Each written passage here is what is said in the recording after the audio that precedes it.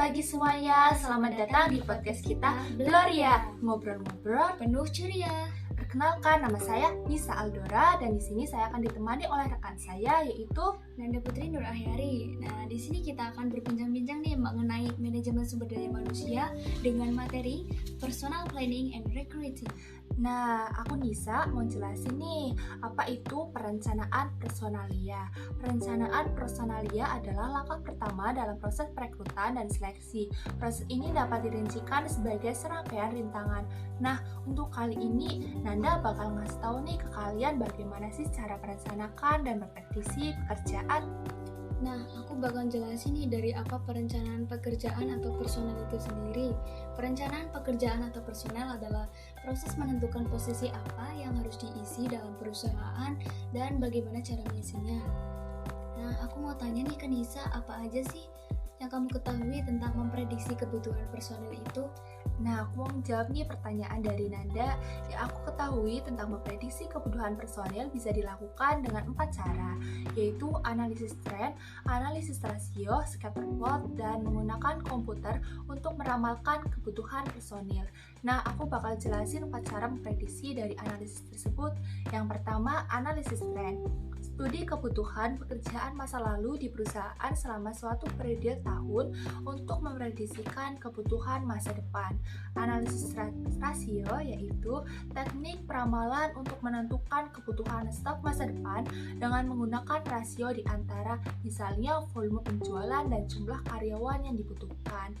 Ada scatter plot, metode grafis yang digunakan untuk membantu mengenal hubungan antara dua variabel. Sebagai contoh, asumsikan rumah sakit yang memiliki 500 tempat tidur diharapkan meluas hingga 1.200 tempat tidur dalam 5 tahun ke depan.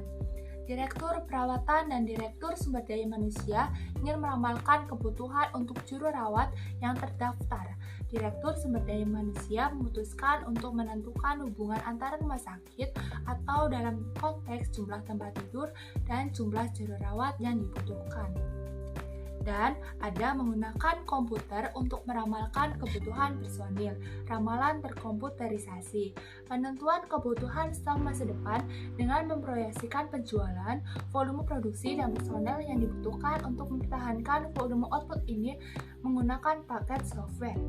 Nah, selanjutnya kita akan menjelaskan tentang rekrutmen. Udah pada tahu belum nih rekrutmen itu apa? Pastinya ada yang belum tahu dong. Ya, rekrutmen itu adalah proses penarikan sejumlah calon yang berpotensi untuk diseleksi menjadi pegawai, atau bisa diartikan sebagai proses pencarian dan pemikatan para calon pegawai yang mampu bekerja di dalam organisasi. Nah, dari rekrutmen pasti mempunyai tujuan. Calon karyawan yang mau melamar pekerjaan jadi tahu tujuan rekrutmen itu apa aja. Tujuannya yaitu yang pertama, untuk memikat sebagian besar pelamar kerja. Yang kedua, dengan penghasilan karyawan. Penghasilan karyawan-karyawan yang merupakan pelaksana-pelaksana yang baik dan akan tetap bersama dengan perusahaan sampai jangka waktu yang masuk akal. Yang ketiga, meningkatkan citra umum organisasi. Oh iya nih, aku ingin tanya, meningkatkan citra umum organisasi itu apa sih ya?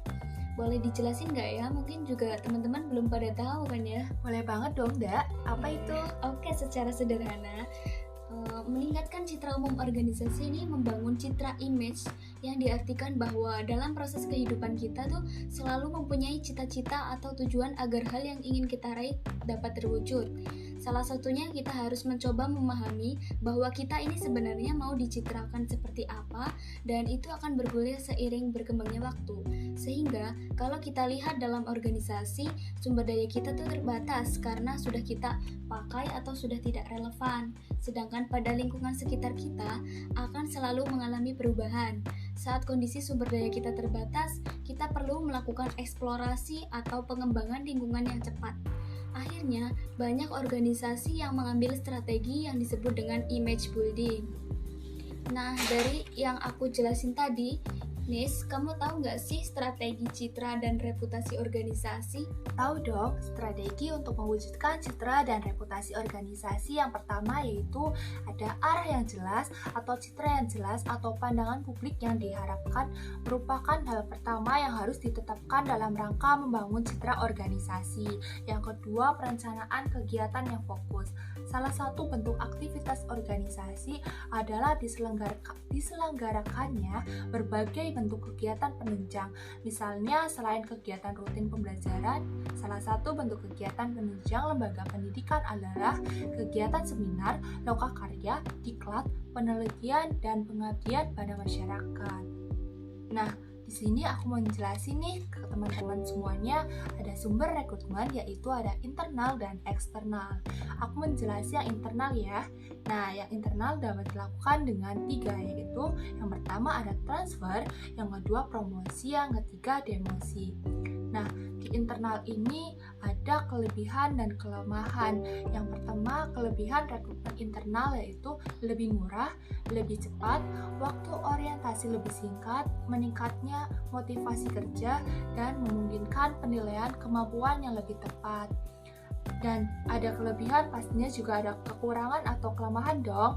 Nah, untuk kelemahan yaitu ada 3, membatasi masuknya pemikiran-pemikiran baru, kedua ada dapat mendorong pertentangan di antara pegawai, dan ketiga memperkecil kelompok pelamar potensial. Nah, untuk eksternal akan dijelaskan oleh Nanda. Oke, dari eksternal sendiri itu mereka yang mencari pekerjaan baru untuk pertama kali, lalu mereka yang sudah bekerja tetapi tidak puas dengan pekerjaannya, lalu merebut karyawan perusahaan lain atau raiding, dan mereka yang pernah bekerja dan sedang menganggur. Dari rekrutmen sendiri itu mempunyai metode, ada 10 ya. Betul banget Bunda, apa Oke. aja tuh? Apa aja ya? Yang pertama ada walk-in and write-in atau inisiatif pelamar. Yang kedua employee referral, rekomendasi pegawai. Yang ketiga advertising, iklan. Yang keempat state employment security agencies, lembaga pemerintah. Yang kelima ada educational institution, lembaga pendidikan. Yang keenam ada professional association atau asosiasi profesi. Yang ketujuh labor organizational atau organisasi buruh. Yang kedelapan ada military operation atau lembaga militer. Yang ke-9 leasing, yang ke-10 ada open house. Nah, dari rekrutmen eksternal sendiri mempunyai kelebihan. Yang pertama ada jumlah calon yang lebih besar, yang kedua mendorong masuknya pemikiran baru, yang ketiga kemungkinan membawa rahasia pesaing. Dari rekrutmen eksternal ini juga mempunyai kelemahan ya. Yang pertama ada menimbulkan ketidaksenangan pegawai yang ada, yang kedua memerlukan biaya yang lebih besar, yang ketiga membutuhkan orientasi yang lebih lama. Nah, udah tahu belum yang dijelasin oleh kita tadi? Nah, selanjutnya pastinya kalian juga ingin tahu dong apa saja langkah-langkah dalam proses rekrutan dan seleksi. Yang pertama, tentukan posisi yang harus Anda isi dengan merencanakan dan prediksi personel. Yang kedua, panggillah calon karyawan untuk pekerjaan ini dengan merekrut calon internal atau eksternal. Yang ketiga, mintalah para pelamar untuk mengisi formulir, aplikasi, dan mengikuti wawancara penyaringan awal. Yang keempat, gunakan teknik seleksi seperti ujian, pemeriksaan latar belakang, dan ujian fisik untuk mendapatkan calon karyawan yang dapat bertahan. Yang kelima, tentukan kepada siapa sasaran itu diberikan dengan meminta penyeliat dan atau barangkali yang lain dalam tim untuk mewawancarai calon yang bertahan. Nah, buat calon pegawai pastinya harus tahu dong formulir lamaran itu apa aja sih? Boleh dijelasin oleh Nanda. Oke, menyangkut pengumpulan informasi tentang formulir lamaran itu apa aja? Ada 8 ya Nis. Yang pertama ada data pribadi, yang kedua status pelamar, yang ketiga keahlian dan keterampilan yang dimiliki, yang keempat riwayat pengalaman kerja, yang kelima piagam penghargaan, yang keenam hobi atau kesukaan, yang ketujuh ada referensi, dan yang kedelapan ada tanda tangan. Nah, dalam melakukan proses rekrutmen kan pasti ada kendala kan ya? Betul banget dong. Nah, kendala-kendala dalam melakukan rekrutmen itu seperti apa sih? Yang pertama, kebijaksanaan organisasi. Yang kedua, rencana sumber daya manusia. Yang ketiga, kebiasaan pelaksanaan penarikan atau rekrutmen. Keempat, kondisi pasar tenaga kerja. Dan yang terakhir ada lingkungan eksternal. Aduh, sayang sekali nih, Nda. Bincang-bincang kita mengenai materi personal planning and recruiting udah selesai nih. Iya, maaf ya kalau selama kita membawakan podcast ada kata-kata yang kurang berkenan di hati kalian semua. Semoga materi yang kita bawakan bisa bermanfaat ya. Oke, sebelumnya ada pantun nih sebelum kita tutup podcast kali ini. Dari Irian banyak cendrawasih, Roti mengembang diberi ragi. cukup sekian, terima kasih. Semoga esok berjumpa lagi. See you.